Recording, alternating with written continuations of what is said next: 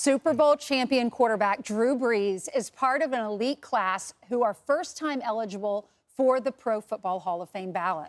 In his 20 seasons, Brees was selected to the Pro Bowl 13 times. Drew Brees joins us now on the couch. Drew, you haven't had a chance to play in a while, but this is as close to the game time as I feel like game time could be. As you wonder if you're going to Canton on the first ballot, what do you think? I don't know. We'll see. You know, obviously that would be a tremendous honor. It would be a tremendous honor. I actually had the chance to be in Canton this year because one of my former Charger teammates, Antonio Gates, went in. And so it was like a big Charger reunion, seeing LaDainian Tomlinson and all those guys. And it kind of put me in the moment a little bit as to just recognizing what a significant achievement that is and what a great honor it is. And so I hope someday it happens. It's going to happen right away. I know they say a lot of people when they leave football or they leave, a big sport, when they're as good as you are, they have a hard time finding their way, finding their identity. I know you're coaching at your kids' high school. Yes. Out in California. Did you have trouble with that? Yeah, I played 20 years, and obviously football was a huge part of my life. And as much as I felt like I still prepared for life after football, there definitely is a change. You do something like that trying to be the very best in the world at what you're doing, and then all of a sudden one day, you wake up one day, and whether it's your decision or somebody else's decision to say you can't do that anymore, that's a significant, shift. So yeah, I'd say there's probably that 18-month period of time for anybody when they retire that, you're trying to figure out what to do. But I've got a beautiful wife, 4 kids that, I just want to be a part of everything that they're doing. And so I get to coach them and get to watch them grow and develop. So what's that like? I mean, you're helping out coaching high school football, and for those kids, their coach is like Drew Brees. Yeah. Well, the fun part is basically every day in install, I'm basically putting in plays that we ran with the Saints and that we're scoring touchdowns on Sundays.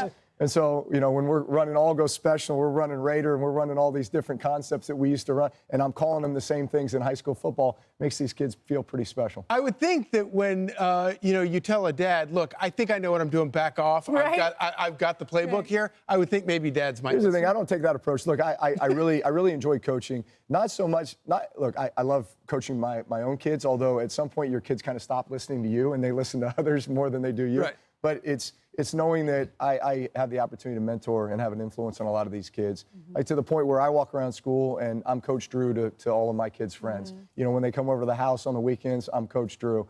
And I know that I'm always there for them if they need anything. And I know in a lot of cases, they may reach out to me, as they, go through things in life, and I can be, that type of influence for them. Elizabeth Hasselbeck used to be here, and our husband, Tim yeah. and Matt are coaching together in high school. Yeah. And they love it because they feel like they've adopted the whole team because you get into their lives and you care about what happens to them when they leave the field. Yeah, it's that idea that it takes a village to raise the child. I mean, as a coach, I think you have as big or more an influence on a kid as even their own parents. So you're here for a very important cause. You want to get people to give blood, right? That's exactly right. And how have you linked that with football? So I've teamed up with Abbott and the Big Ten Conference to launch the second year of our We Give Blood drive and campaign, where basically we're challenging all the Big Ten schools, fans, students, alumni base, to go out and give blood between now and December 5th. And the school that gives the most blood will win the competition, win $1 million towards their university for student and health-related initiatives. So you can actually go to any blood center to give, and then go to big10.org/Abbott. To register that.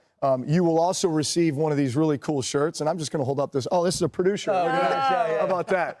You get a home field T-shirt, and also you hopefully put your school in a position to donate the most blood, which is we're in a huge blood shortage right now.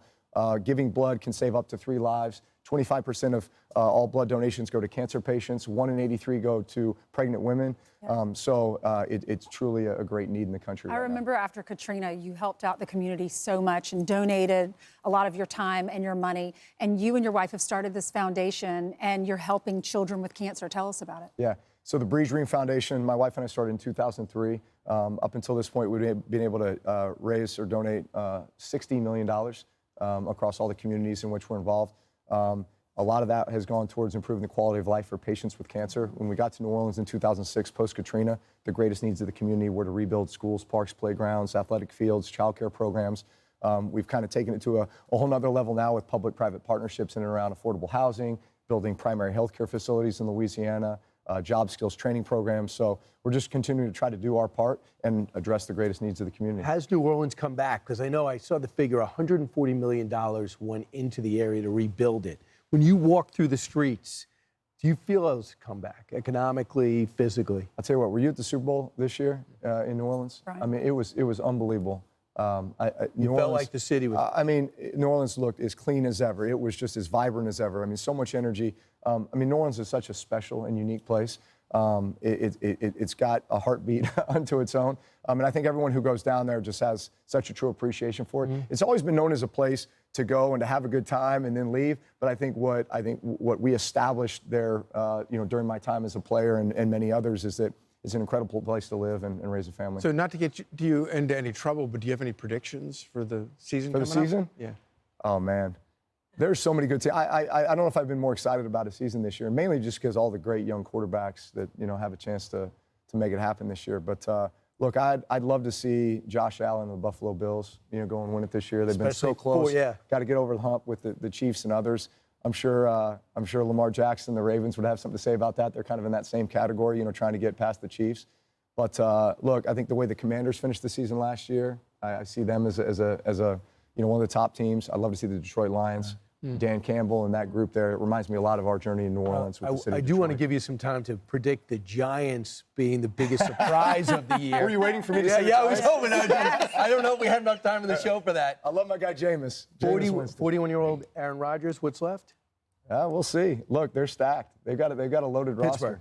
Yeah, I mean, obviously they position that thing to win this year because who knows if he has 1 year or more. But yeah, they're going all in. All right. Well, Drew, thanks for being such an upstanding man. You're such a hero to so many little boys around the country and women too. But you're just a role model, and your Christian faith, we all love it. And where do we go to give blood?